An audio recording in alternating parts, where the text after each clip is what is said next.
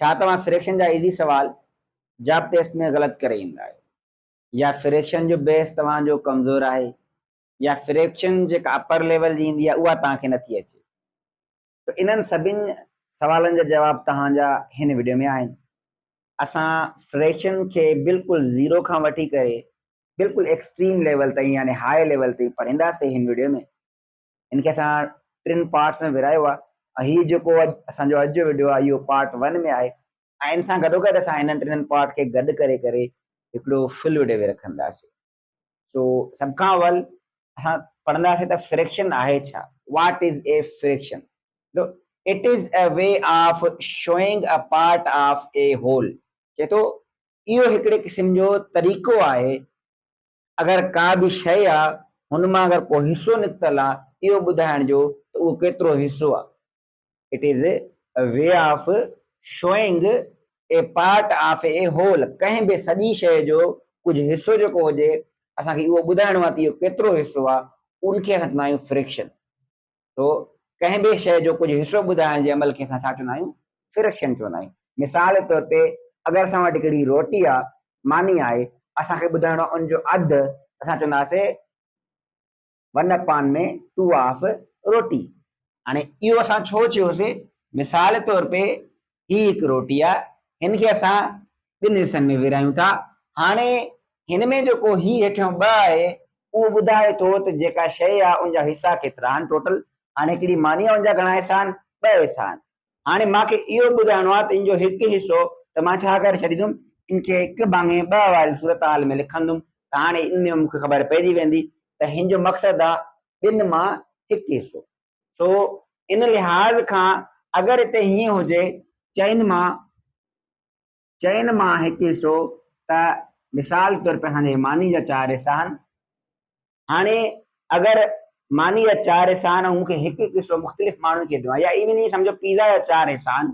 हाणे हीअ हिकिड़े क़िस्म जो पिज़्ज़ा आहे, ही मूंखे मुख़्तलिफ़ 4 माण्हुनि में ॾियणो आहे, त मां छा चवंदुमि, मां 1/4 हर हिकु माण्हू खे ॾियां थो। सो हिनखे चवंदुमि 1/4 यानी 4 हिसनि मां सिर्फ़ु हिकिड़ो हिसो। सो इहो जेको हिसो ॿुधाईंदा हिनखे चवंदा आहियूं फ्रैक्शन। कंहिं बि शइ जो असां अगरि हिसो ॿुधायूं त उनखे असां चवंदा आहियूं फ्रैक्शन। सो अगरि जेका टोटल हिसा हूंदा आहिनि उहे असां हेठों लिखंदा आहियूं, जेको हिसो असां खणूं था उहो मथों लिखंदा आहियूं। सो ही जेका आहे डेफिनेशन आहे असांजी फ्रैक्शन। हाणे असां अॻिते मूव कंदासीं, पार्ट्स ऑफ फ्रैक्शन। फ्रैक्शन जा 2 पार्ट हूंदा आहिनि, हिकिड़ो मथों हिसो हूंदो आहे, ॿियो हेठियों हिसो हूंदो आहे। मथे हिसे खे चवंदा आहियूं, जीअं हिते 1 आहे, न्यूमरेटर चवंदा आहियूं। सो इहो मथियों हिसो आहे, ऐं इहो नंबर ऑफ पार्ट्स टेकन, इहो उहो हिसो आहे जेका हिसा असां खणूं था उहे ॿुधाईंदा आहियूं। मिसाल तौर पे हाणे हिन पिज़्ज़ा मां हिकु रोटी हिकु हिसो खयो आहे, 4 हिसनि मां, त मां जेको हिसो खयो आहे उहो मथे लिखंदुमि। तो जेको हिसो खयोसीं उहो मथे लिखंदासीं, उनखे असां चवंदा आहियूं numerator. So the upper part of fraction is called numerator and that is number of parts taken. जेतिरा हिसा खया आहिनि असां उते उहो लिखंदा आहियूं। उन खां पोइ जेको हेठियों हिसो आहे, जीअं हिते 4 आहे, हिनखे चवंदा आहियूं असां डिनोमिनेटर। हाणे डिनोमिनेटर छा आहे, जेका टोटल हिसा आहिनि उहो आहे। हाणे हिन जा असां रोटी जा या जेका पिज़्ज़ा हुयो असांजा 4 हिसा कयासीं, हेठां असां लिखियोसीं total 4। So denominator is total parts. So ही जेका हुया 2 पार्ट असांजा फ्रैक्शन जा, न्यूमरेटर एंड डिनोमिनेटर। न्यूमरेटर जेको आहे मथियों हिसो हूंदो आहे, डिनोमिनेटर जेको आहे उहो हेठियों हिसो हूंदो आहे। न्यूमरेटर मतिलबु जेका असां पार्ट्स टेकन खया आहिनि उहे ॻणींदा आहियूं, ऐं जेको डिनोमिनेटर आहे उनमें असां टोटल पार्ट्स शो कंदा आहियूं। उनखां पोइ हलंदासीं पाण टाइप्स ऑफ फ्रैक्शन ते। हिते बि मां उहे सेम ॻाल्हि कया, एग्जांपल ॿुधायो, 5/7, 5 हिते न्यूमरेटर आहे, 7 डिनोमिनेटर आहे। उनखां पोइ हलंदासीं टाइप्स ऑफ फ्रैक्शन ते। हाणे फ्रैक्शन जा मेनली 3 टाइप्स आहिनि। पहिरियों जेको टाइप आहे उहो आहे प्रॉपर फ्रैक्शन। हाणे प्रॉपर फ्रैक्शन में छा थींदो आहे, fraction in which the denominator is greater than numerator. जेको असांजो ही छेद आहे इहो अंश खां वॾो हुजे त उनखे असां छा चवंदासीं, असांजो इहो प्रॉपर फ्रैक्शन आहे। न्यूमरेटर खे असां जेको आहे अंश चवंदा आहियूं सिंधी में, ऐं डिनोमिनेटर खे असां छेद चवंदा आहियूं। सो अगरि असांजो जेको छेद आहे उहो वॾो आहे अंश खां, त उनखे असां छा चवंदासीं, ये असांजी प्रॉपर फ्रैक्शन आहे। मिसाल जे तौर पे मां ही लिखिया आहिनि, हिते डिनोमिनेटर 7 आहे, हिते 10 आहे, हिते 17 आहे, पर जेका मथियो वारा आहिनि अंश यानी न्यूमरेटर इन्हनि खां घटि आहिनि। ही सभु कहिड़ी फ्रैक्शन थींदा? प्रॉपर फ्रैक्शन थींदा। तो प्रॉपर फ्रैक्शन में हमेशा न्यूमरेटर जेको आहे उहो नंढो हूंदो आहे, डिनोमिनेटर छा हूंदो आहे? वॾो हूंदो आहे। उन खां पोइ जेको नेक्स्ट टॉपिक आहे इम्प्रॉपर फ्रैक्शन। हाणे इम्प्रॉपर फ्रैक्शन में छा थींदो आहे? मथियों जेको हुनजे उबतर थी वियो प्रॉपर जे मथियों जेको हिस्सो आहे यानी अंश जंहिंखे असां न्यूमरेटर चऊं था, उहो असांजो जेको आहे वॾो हूंदो आहे, डिनोमिनेटर जेको आहे असांजो उहो नंढो हूंदो आहे। हाणे हिते चवंदा the fraction in which the numerator is greater than denominator.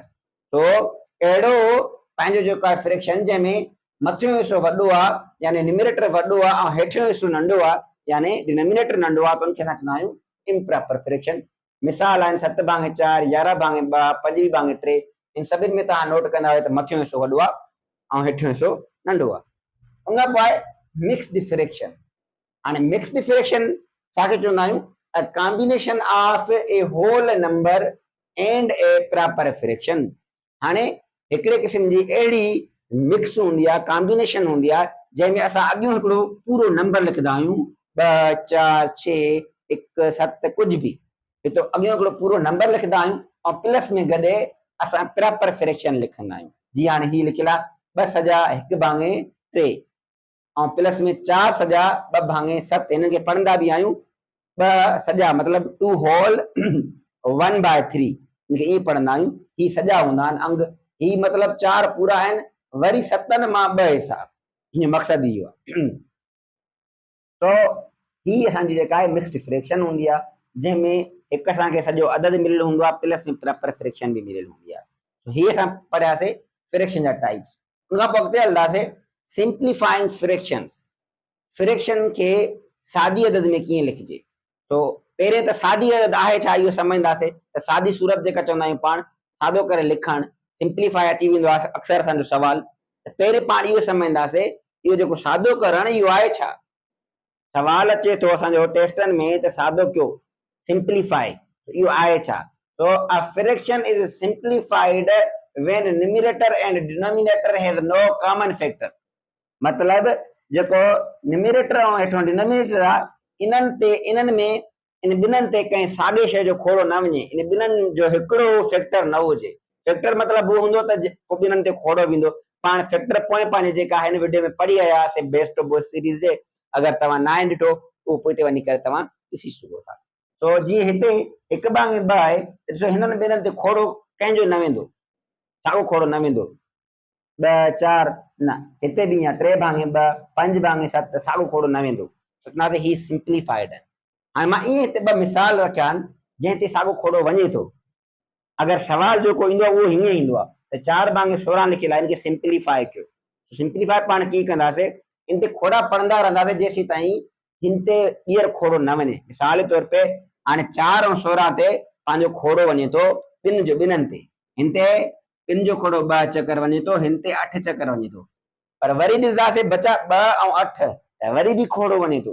So worry खोड़ो पढ़ंदासीं, हे थियो 1 × 2, हे थियो 4 × 8। असांजो जेको जवाबु आयो उहो आयो 1/4। अहिड़ी रीति ते 5/10 इहो बि जेको आहे लिखियल आहे पाण वटि। सो हाणे हिन में बि ॾिसो खोड़ो वञे थो, मथे ते 5 जो वञे थो, हेठि ते बि 5 जो वञे थो। सो माना साॻो खोड़ो ॿिन्हिनि ते वञे थो, त हीअ असांजो सिंप्लीफाइड न हुयो। 1/2 जेको असांजो उहो सिंप्लीफाइड जवाबु आहे। सो हिन ते 5 जो खोड़ो वियो, हिन ते बि 5 जो खोड़ो 2 चकर वियो, त इहो असांजो जेको आहे प्रॉपर मतिलबु सिंप्लीफाई न हुयो, उनखे असां सिंप्लीफाई कयोसीं खोड़ो पढ़ी करे। हाणे 1 5 5 5 10 1/2 असांजो छा आयो, जवाबु आयो। सो हाणे हीअ असां सम्झी वियासीं सिंप्लीफाई कीअं कबो आहे। हुन खां पोइ converting improper into mixed fraction. हाणे इम्प्रॉपर असांखे अगरि का फ्रैक्शन मिलियल आहे, ईंदो आहे त कॾहिं कॾहिं असांजी जेका आहे एग्ज़ाम्स में या असांजी टेस्ट में ईअं ईंदो आहे त इम्प्रॉपर हेठि जेको आहे इनखे कन्वर्ट कयो मिक्स्ड फ्रैक्शन में, या हेठि मिक्स्ड फ्रैक्शन खे कन्वर्ट कयो इम्प्रॉपर फ्रैक्शन। तो हाणे असां छा कंदासीं, हिते 3/2 हिते जीअं लिखियल आहे। हाणे इहो हिकिड़ो इम्प्रॉपर फ्रैक्शन आहे। पहिरें त इहो सम्झूं त इम्प्रॉपर फ्रैक्शन पहिरें ई सम्झी आयासीं पाण, उनखे चवंदा आहियूं जंहिंजो अंश वॾो हुजे। जंहिंजो न्यूमरेटर वॾो हुजे ऐं हेठियों जेको छेद आहे डिनोमिनेटर उहो नंढो हुजे। हिन जो मथियों हिसो वॾो आहे, हेठियों नंढो आहे। हाणे हिनखे असां मिक्स्ड फ्रैक्शन में तब्दील कीअं कंदासीं? हेठियां जो खोड़ो पढ़ंदासीं मथे ते, हाणे टिनि ते ॿिनि जो खोड़ो पढ़ंदासीं, हिकु चकर वेंदो, ॿ चकर पढ़ंदासीं त वधी वेंदो, एक ॾुण ऐं ॾुण, ॿ ॾुण 4 थी वेंदो, सो पाण हिकु चकर पढ़ंदासीं ऐं उहो अदद जेतिरा चकर खोड़ो वियो वधण खां पहिरीं उहो अदद ॿाहिरों लिखंदासीं। हाणे जीअं हिते हिकु चकर वियो, पोइ ॾिसंदासीं एक ॾुण ऐं ॾुण 2 जवाब आयो, उनखां पोइ मथियों अञा केतिरो वॾो आहे, हिकु चकर वॾो आहे, 2 खां पोइ हिकु वॾो 3 बाद में ईंदो आहे, सो उहो प्लस में मथों लिखंदासीं 1, हेठियों साॻियो पाण 2 लिखंदासीं, हीअ असांजो जवाब अची वेंदो। इन रीति हिनखे बि पाण चकर सॉल्व करे वठूं था। 5 जो खोड़ पढ़ंदासीं अरिड़हनि ते, हाणे 1 5 5 2 5 10 3 5 15, हाणे 4 चकर पढ़ंदासीं त वधी वेंदो, 4 5 20 थी वेंदो, सो हिते लिखंदासीं 3 5 15। हाणे 15 खां पोइ पंहिंजो जेको 18 आहे उहो केतिरो परे आहे, 3 अदद परे आहे, त मथों लिखंदासीं 15 3 अपाने 5, हेठियों साॻियो, हेठियों हमेशह साॻियो ईंदो, सो हीअ असांजो जवाब थी वियो। अहिड़ी रीति वरी हिनखे सॉल्व कयूं था। 3 जो खोड़ो पढ़ंदासीं मथे ते, 1 trick trick 2 trick 6 trick trick 9 4 trick 12 5 trick 15 6 trick 18 7 trick 21, 21 खां पोइ अगरि पढ़ंदासीं त वधी वेंदो, 8 ट्रिक 24, पर हिते असांजो 22 आहे। 7 ट्रिक खोड़ो सही तरह वियो, 7 चकर 7 ट्रिक 21, हिते 7 लिखंदासीं। हाणे 21 खां पोइ 22 घणा अदद पहुचा, हिकु अदद पहुचा, प्लस में 1 लिखंदासीं, हिते हेठों 3 लिखंदासीं। सो हाणे ही जेका असांजा इम्प्रॉपर फ्रैक्शन हुआ सभु कन्वर्ट थी विया छा में, असांजा मिक्स्ड फ्रैक्शन में।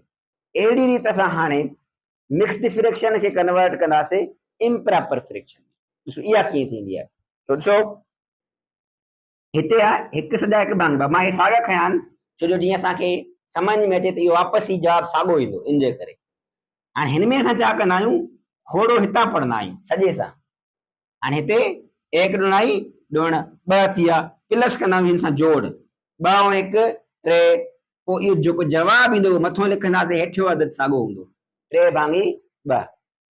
वरी हिकु चकर सम्झो, हाणे हिन ते ॾिसंदासीं, 5 जो खोड़ो पढ़ंदासीं 3 सां गॾु, 5 ट्रिक 15, पोइ जोड़ कंदासीं ओ हिन 3 सां, 15 ऐं 3 18, 18 भाङे 5, ॾिसो जवाब पंहिंजा साॻा अचनि था जंहिं महिल वापसि मोटायूं था। सो मैथ में हमेशह हर शइ वापसि मोटंदी आहे, अगरि नथी मोटे त मतिलबु तव्हांजे जेको आहे न मैथ में का ग़लती आहे।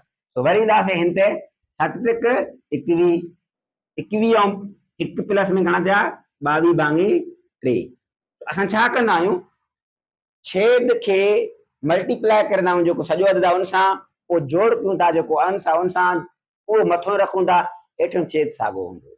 सो हीअ असांजो जेको आहे फ्रैक्शन जो पार्ट नंबर 1 आहे, जंहिंमें असां बेसिक फ्रैक्शन जेका मोटी मोटी बेसिक आहे उहा सभु पढ़ी वियासीं।